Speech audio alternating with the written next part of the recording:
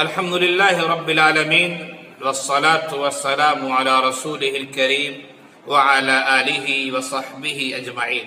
أما بعد، فإن الله تبارك وتعالى يقول في كتابه المجيد: أعوذ بالله من الشيطان الرجيم، بسم الله الرحمن الرحيم، وأقيموا الصلاة وآتوا الزكاة واركعوا مع الراكعين.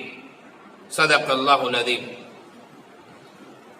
قرآن کریم کے متعدد اوامر میں اور متعدد پیغامات میں ایک اہم پیغام یہ ہے اور قرآن کا ایک اہم حکم یہ ہے کہ نماز کو قائم کرو، زکوٰۃ ادا کرو اور رکوع کرنے والوں کے ساتھ یعنی نماز پڑھنے والوں کے ساتھ نماز پڑھو. نماز اسلام کے بنیادی ارکان میں سے ایک رکن ہے. بنی الاسلام علی خمس، اسلام کی بنیاد 5 چیزوں پر رکھی گئی ہے. ان 5 چیزوں میں سے ایک رکن اور ایک چیز نماز بھی ہے اور ایک دوسری چیز زکوٰۃ بھی ہے.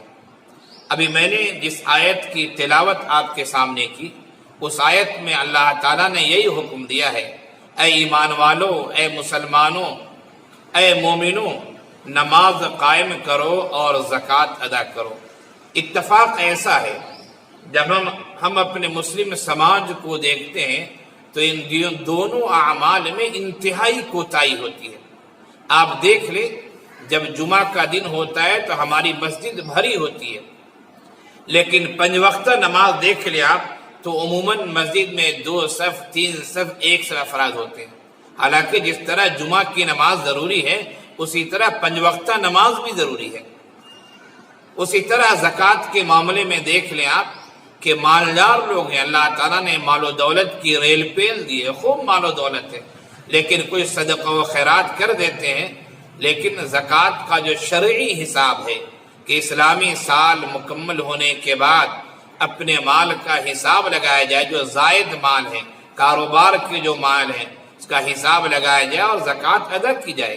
40واں حصہ یعنی 2.5%، یعنی 100 روپے میں 2.5 روپے یہ شریعت نے دینے کا حکم دیا ہے.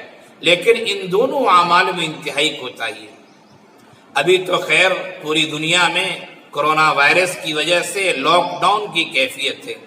دنیا کے اکثر ممالک میں کرفیو کی حیثیت ہے. ہمارے ملک ہندوستان میں بھی یہی صورتحال ہے. مسجدوں میں آنے پر پابندی لگا دی گئی ہے، بڑے اجتماعات پر پابندی لگا دی گئی ہے، لیکن یہ عارضی پابندی ہے. حکومت نے احتیاطی تدابیر کے طور پر اس چیز کو اختیار کیا ہے. لیکن ہمیں یہ سمجھنا چاہیے اور جان لینا چاہیے کہ مسجد میں ہی نماز پڑھنا ضروری نہیں ہے. عام دنوں میں تو ضرورت ہے اور اس کا ہمیں خیال کرنا چاہیے کہ جماعت کا اہتمام کریں.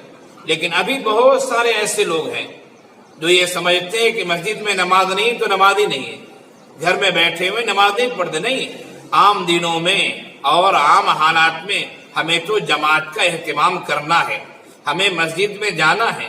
مسجدیں اسی لیے بنائی جاتی ہیں تاکہ وہاں جماعت کے ساتھ نماز پڑھی جائے. لیکن آج جب حالات ملک کے ایسے آ گئے ہیں کہ مسجد میں جانے پر پابندی لگا دی گئی ہے تو ہمیں یہ سمجھنا چاہیے کہ ہم ہر گھر کو مسجد بنا دیں. جس طرح مسجد میں باجماعت ہم نماز پڑھتے ہیں، لیکن پابندی کی وجہ سے ہم نہیں جا پا رہے مسجد، تو ہم اپنے گھروں کو مسجد بنا دیں. کوئی ایک آدمی امامت کریں، ان کے پیچھے جو ہے گھر کے مرد حضرات ہو جائیں، بچے ہو جائیں، پھر خواتین گھر کی وہ ہو جائیں. اور ہمیں ایسی شکل اختیار کرنی چاہیے کہ جب تک اس وائرس کی وجہ سے ہماری مسجدوں میں قفل پڑے ہوئے، تالے پڑے ہوئے، مسجدوں میں بڑی جماعت نہیں ہو پا رہی ہے، ہم سب کو چاہیے کہ ہم اپنے گھروں کو مسجد بنا دیں، نمازوں کا اہتمام کریں. نماز انتہائی اہم عبادت ہے، انتہائی اہم عبادت ہے. مرنے کے بعد اللہ تعالیٰ جن چیزوں کے بارے میں سب سے پہلے پوچھے گا، ان پہلی چیزوں میں نماز کا تذکرہ آتا ہے. نماز کے بارے میں اللہ پوچھے گا، ہم سے سوال کیا جائے گا. تو میرے دوستو، نماز کا اہتمام کیا جائے. 5 وقت جو نماز ہیں، فرض نماز ہیں، اس کا اہتمام کیا جائے. سنن اور نوافل بھی کثرت سے پڑھے جائیں. اور آج کا رمضان کا مہینہ، اس میں تراویح کا بھی اہتمام کریں. اور دوسری چیز زکوٰۃ، یہ بھی اسلام کا ایک بنیادی رکن ہے.